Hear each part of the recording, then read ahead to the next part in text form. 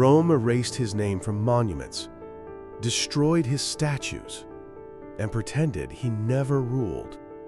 But if you stay until the very end of this video, you'll discover why Domitian terrified Rome so deeply that they tried to erase him from history itself, and why their plan ultimately failed. This is the story of the emperor Rome wanted you to forget. By the 1st century AD, Rome was no longer governed by ideals. It was governed by memory, symbolism, and fear. The Republic still existed in name, but its spirit had died generations earlier. Power had concentrated in the hands of emperors, while the Senate survived mostly as a ceremonial body, respected in public, ignored in practice. Rome was obsessed with how rulers were remembered. Statues were not art, they were statements of legitimacy. Inscriptions were not decoration, they were claims to eternity. To control memory was to control history itself. Every emperor understood this. To be loved was powerful, but to be remembered was immortality.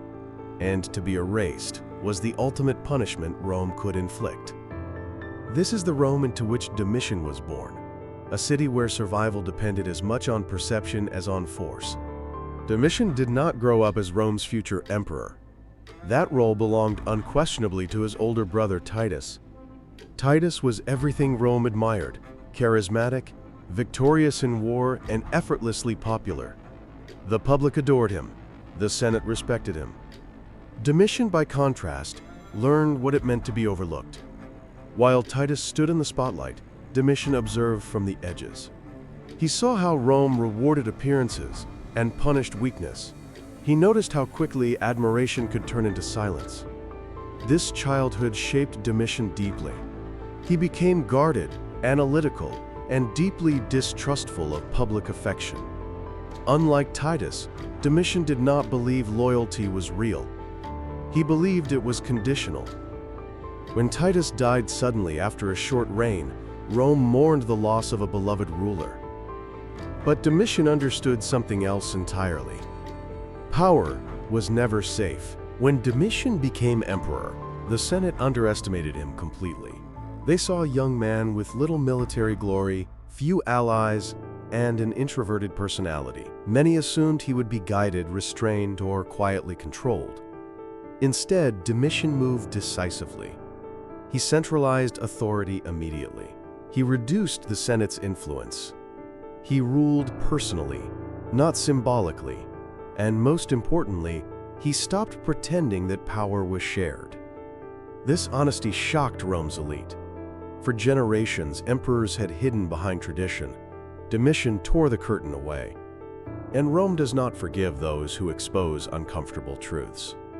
Domitian demanded to be addressed as Dominus et Deus, Lord and God. This was not merely arrogance, it was ideological warfare. Previous emperors had maintained the illusion of republican values. Domitian rejected illusion entirely.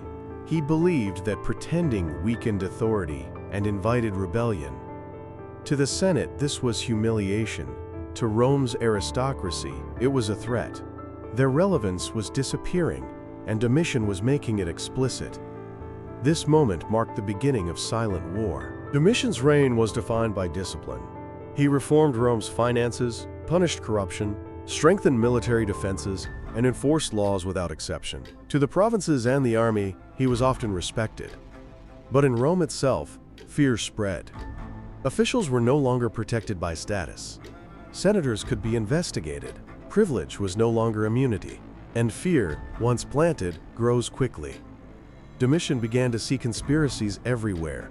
Some were real. Others were imagined. Trials increased. Accusations multiplied. If you're finding this story as unsettling as it is fascinating, take a moment to like the video. It helps this story reach others who care about the hidden side of history. Because Rome itself was now holding its breath. Domitian understood that even emperors could die, but reputations could outlive them.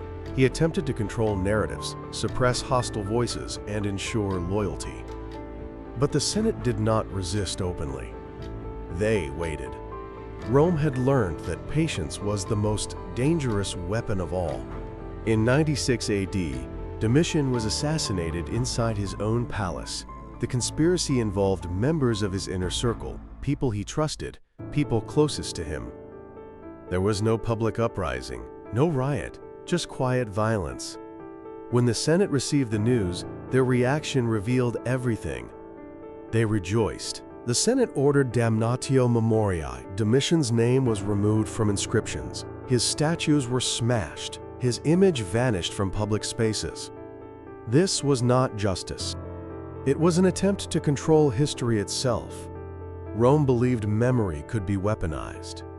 Rome tolerated cruel emperors. It tolerated madness, but Domitian terrified them because he was efficient and honest. He ruled without asking permission. He revealed the emptiness of Republican illusion. He proved the Senate's power was performative. That truth could never be forgiven. Despite Rome's efforts, Domitian survived. Archaeology preserved his name. Historians revisited biased sources. The narrative cracked. The man Rome tried to erase became unforgettable. History, in the end, chose truth over revenge. Thank you for watching until the end. Tell us in the comments which erased figure from history we should uncover next. Like the video, subscribe, and we'll see you in the next story.